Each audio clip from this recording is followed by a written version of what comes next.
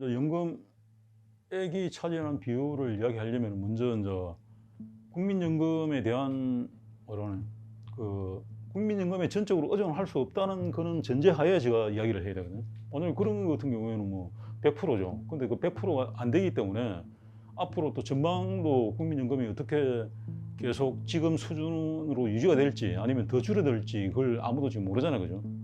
퇴직자들이 많아지면, 연금 받는 사람들이 많아지면 더 많이 빠져나가겠죠. 그래서 우리가 뭐 1,700조가 있다, 2,000조가 있다 그래도 예를 들면 2048년에 수지적자가 발생한다는 거 뭐냐면 수입보다 나가는 돈이 더 많은 거예요. 2064년에서 2048년을 빼면 16년이죠. 그 막대한 액수가 16년 만에 없어진다는 거예요.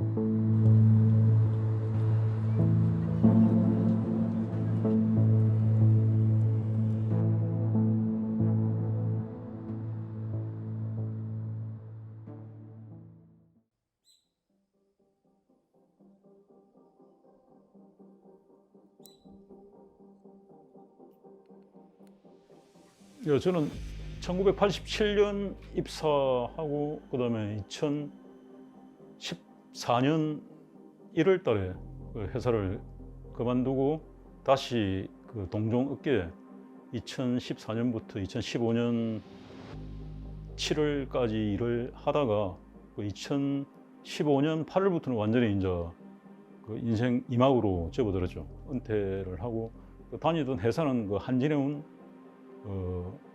국내하고 해외 근무를 그 사이에 했습니다.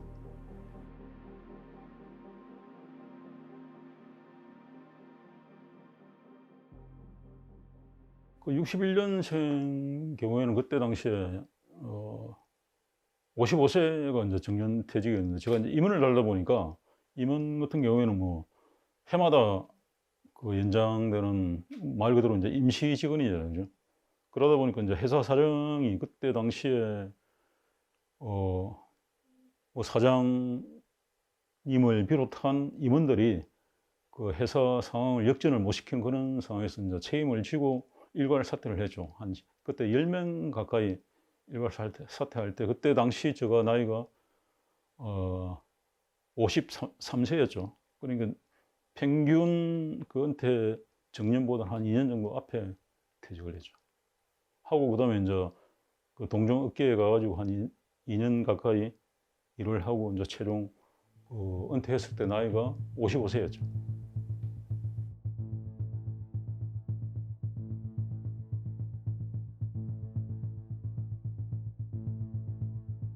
은퇴 막 했을 당시에는 제가 이제 자녀가 아직 학교 졸업을 안 한 상태였기 때문에 그때는 생활비가 꽤 들어갔죠. 500 이상 아마 들어갔을 거예요. 하다가 이제 그 자녀들이 학교 졸업하고 직장을 다니고 그다음에 결혼하고 이제 지금은 완전히 독립한 상태니까 그 와이프 그 아내하고 저하고 이제 둘이서 생활하는 거죠. 지금은 뭐 그때 당시보다는 생활비 수준은 많이 내려갔죠. 저는 지금 현재 이제 그 부모님 생활비를 보내드리고 있는 중이고, 그 다음에 자식들은 이미 독립을 해가지고 알아서 이제 자기들이 그 생활을 꾸려 나가기 때문에 뭐 자식들 밑으로 돈이 추가적으로 들어가는 경우는 아니죠. 그런데 이제 61년 베이비붐 1세대들 중에는 아직도 자식들이 분가를 안 하고 같이 생활하는 경우가 있거든요. 그런 경우에는 아마 생활비가 저하고는 조금 다른 차원으로 접근을 해야 되겠죠.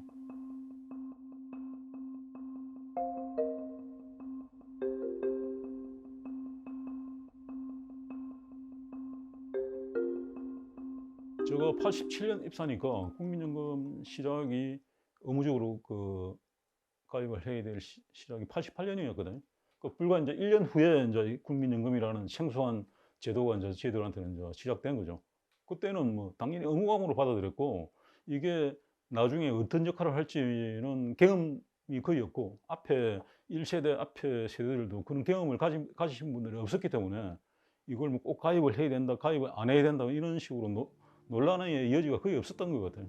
자동으로 가입하고 자동으로 뭐 그걸 받아들이는 그런 세대였죠. 88년부터 제가 60세까지 납부를 하고 그다음에 60세부터 제가 63세까지 추가적으로 더 왜냐면 제가 이제 계속 일을 하고 있었으니까 그러니까 의무 기간이 끝나고 한 3년 이상을 더 납부를 했죠. 지금은 이제 그 납부도 이제 추가 납부 기간도 이미 끝나고 지금은 이제 국민연금을 받고 있는 게 정상적으로 하면은 2024년 올해 1월 1일부터 이제 받는 걸로 되어 있었는데 제가 작년에 이제 한 7월 달부터 조금 당겨서 받았죠. 한 6개월 정도 당겨서 받은 셈이죠. 연금액이 차지하는 비율을 이야기하려면 먼저 이제 국민연금에 대한 국민연금에 전적으로 의존할 수 없다는 그런 전제하에 제가 이야기를 해야 되거든요. 만약에 그런 것 같은 경우에는 뭐 100%죠. 근데 그 100%가 안 되기 때문에 앞으로 또 전망도 국민연금이 어떻게 계속 지금 수준으로 유지가 될지 아니면 더 줄어들지 그걸 아무도 지금 모르잖아요. 그죠? 그럼 그런 상황에서 이제 미래에 대한 그 불안감을 해소하기 위해서 약간의 저축을 하고 있습니다. 그리고 베이비 부모 1세대들이 지금도 보면은 뭐 대출이라든지 은행 금융권에 이제 갚아야 될 돈이 있으면은 그것도 갚아야 되고 그다음에 그 조금 전에 이야기했던 그 미래 대비를 위해서 조금이라도 저축을 해야 된다 하면 그런 것까지 감안하면은 제가 지금 현재 국민연금이 차지하는 포션이 한 절반 정도 되는 것 같아요. 나머지는 다른 그 제2 수익금으로 커버가 지금 되고 있는 중이에요. 거기에 이제 미래 대비를 위한 아마 저축도 포함이 되어 있다고 제가 이야기를 드리고 싶네요. 국민연금에 전적으로 의존하기 전에 이미 이제 생활 그 은퇴 이후에 그 소비 패턴을 많이 바꿨거든요. 뭐 차량을 뭐 서울 같은 경우에는 제가 이제 서울에 집이 있기 때문에 이게 가능한 이야기인데 서울은 이제 이 대중교통이 잘 되어 있잖아요, 그죠? 그걸 어떻게 활용할지는 이제 본인 관건이죠. 본인이 처음에는 되게 불편한데 어느 정도 저는 뭐 10년 이상 개인 차량을 지금 사용을 안 하니까 대중교통을 이용하고 있고 그다음에 지방에 내려갈 때도 뭐 고속버스라든지 시외버스를 이용하는 편이기 때문에 굳이 필요하면 제가 렌트 해가지고 쓰죠. 그러니까 차량을 거의 사용을 안 하죠. 사용 안 하는 이유는 뭐 여러 가지 있겠지만 저는 뭐 한 달에 몇 번 사용 안 하는 자가용을 굳이 계속 소유를 할 필요가 있을까 하는 그런 생각이 제일 강했죠. 아내하고도 그렇게 이야기해가지고 차량을 없애버렸고 그다음에 이제 추가로 이제 비용이 많이 들어가는 그 취미생활 같은 경우에는 줄이고 그런 상황이에요.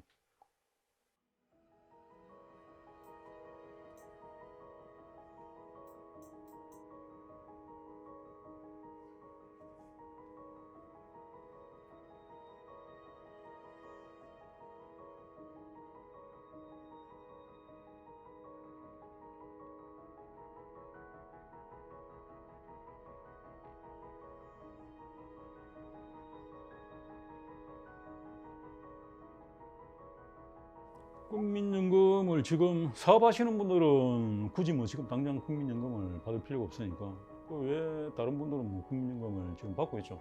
특히 이제 61년생들은 올해부터 대상자들이니까 작년 아마 8월달, 7월달부터 받는 분도 계시고 실제 뭐 이제 본격적으로 받는 그 세대들이니까 근데 이제 국민연금만 가지고는 생활이 안 되니까 결국은 다른 부업을 하고 있죠. 저 같은 경우도 지금 2년 전에, 그러니까 2023년 8월 달에 그 수익, 다른 직업을 이제 완전히 6년간 제가 택배 분류를 하고 이제 완전히 그 택배 분류에서 저도 이제 그만뒀거든요. 나이도 있고 뭐 아무래도 그전같이 뭐 활동력이 떨어지다 보니까 회사에도 부담이 되고 해가지고 작년 2023년 8월 달에 완전히 그만뒀죠. 그만두고 이제 인생 뭐 저 같은 경우는 이제 2막이 거의 3막이니까 3막을 위한 새로운 출발을 저는 이제 시니어 웹툰 그림으로 이제 전환을 하고 지금 현재 그 작업을 계속 하고 있죠.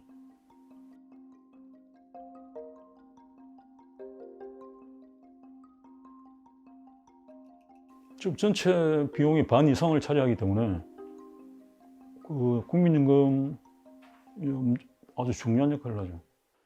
제가 은퇴 이후에 보통 이제 저 61년, 60년생들은 이제 55세 기준으로 했을 때 국민연금 받는 시기까지가 한 10년 걸리거든요. 그게 이제 우리가 말하는 그 어두운 터널 기간이죠. 그 기간을 어떻게 이제 잘 보내는, 왜냐면 그때는 뭐 국민연금 자체가 기다려야 노는 그런 시기니까 그 시기를 어떻게 이제 보내는 게 가장 큰 관건이죠. 저 같은 경우에는 이제 그 기간에 거의 뭐 주객야독 형태로 하면서도 큰 욕심 안 내고 한 150만 원에서 180만 원 정도 수준의 직장을 이제 선택을 하고 무난하게 이제 그 터널을.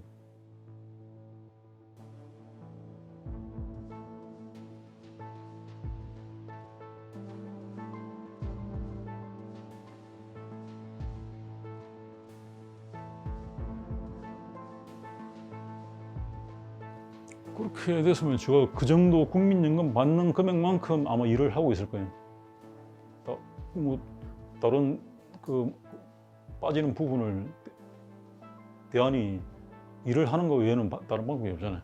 그죠? 지금 다행히 이제 제가 국민연금이 커버를 해주기 때문에 제가 하고 싶은 인생 2막 3막 길을 이제 걸어갈 수 있는 거죠.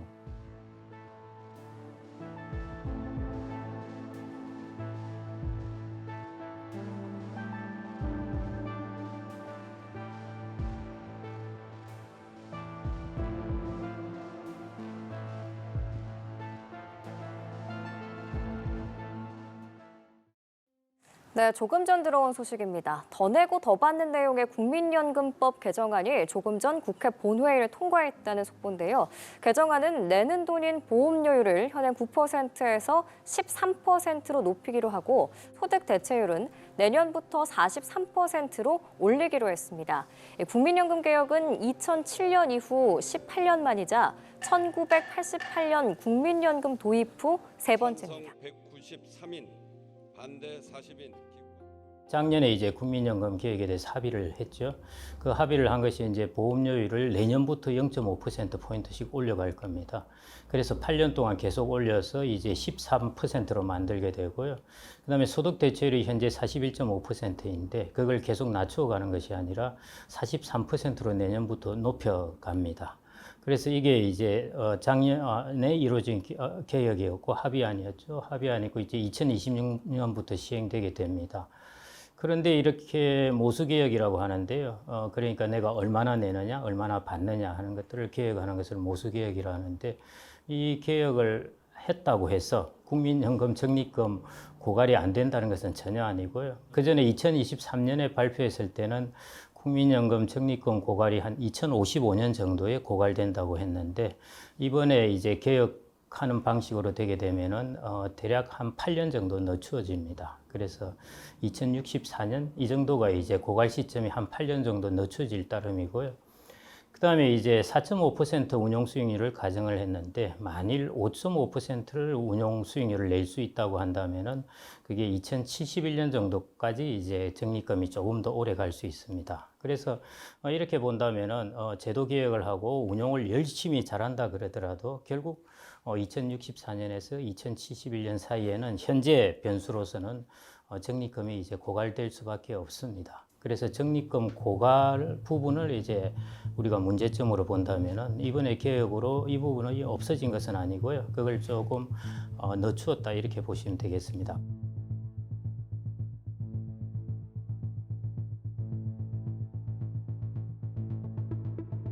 윤석열 정부의 연금 개혁을 먼저 살펴보면은 국민연금의 그 보험료와 그 소득 대체율을 수리적으로 조정하는 그런 것으로 임시 봉합을 했습니다. 국민연금법 개정을 내용을 보면은 보험료를 현재 9%에서 2033년까지 매년 0.5%씩 인상해서 13%까지 올리고 그래서 이제 연금 재정을 좀 안정화하고 또 현재 28년까지 소득 대체율 40%로 이렇게 낮춰지게 돼 있는 그것을 중단하고 내년부터 소득 대체율을 43%로 올리는 그걸 기초로 해서 국민연금 기금의 재정 추계를 해보면은 적자 시점이 이제 원래 2041년에 적자가 시작되는데 그것이 이제 2048년으로 7년 정도 늦춰졌고 기금 소진도 2057년에서 2065년으로 8년 늦춰졌습니다.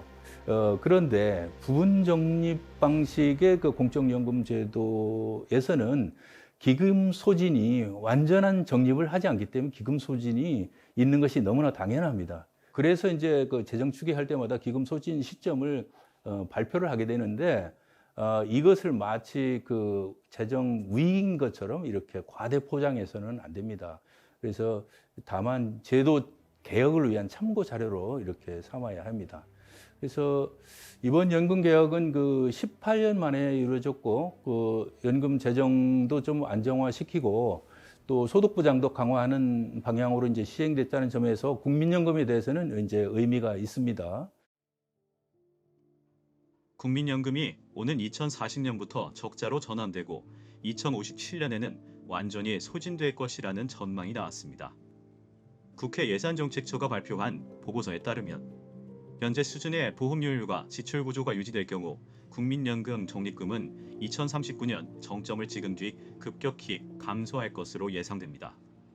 2057년 이후에는 연금 지급을 위한 추가 재원이 필요하며 2072년까지 누적 재정수지 적자는 2,899조 원에 이를 전망입니다.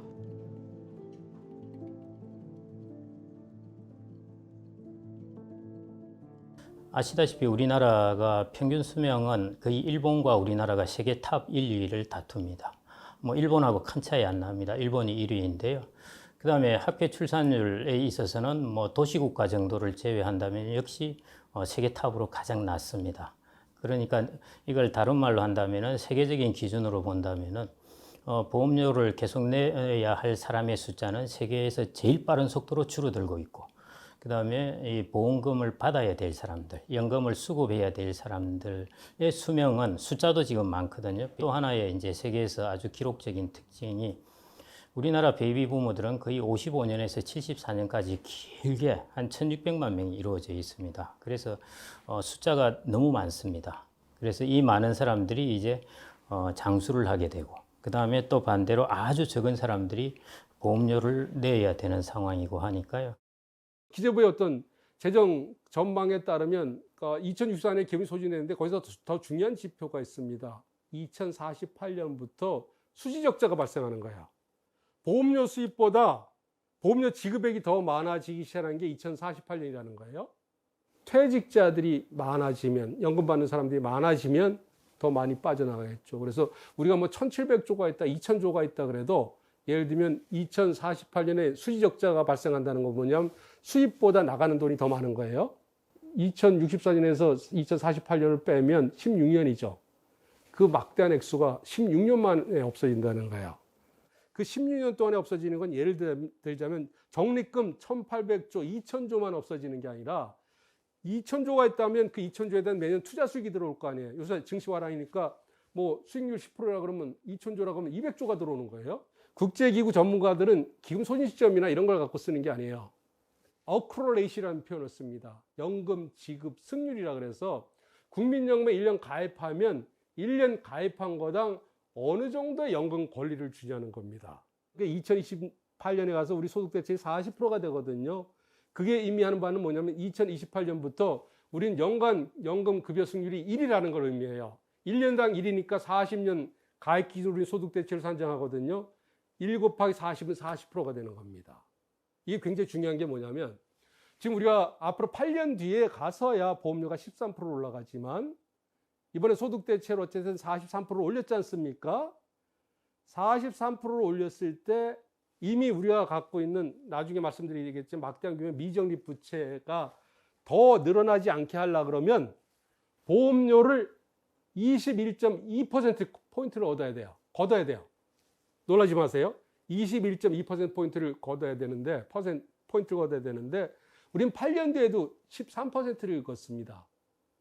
21.2에서 13을 빼면 8.2%포인트죠. 그만큼 적게 걷는 게 매년 쌓여가는 거예요. 이건 지금은 안 나타납니다. 타이타닉 호가 거대 빙하에 부딪혀서 침몰하듯이 이건 밑에 안 보이는 데 있는 거예요.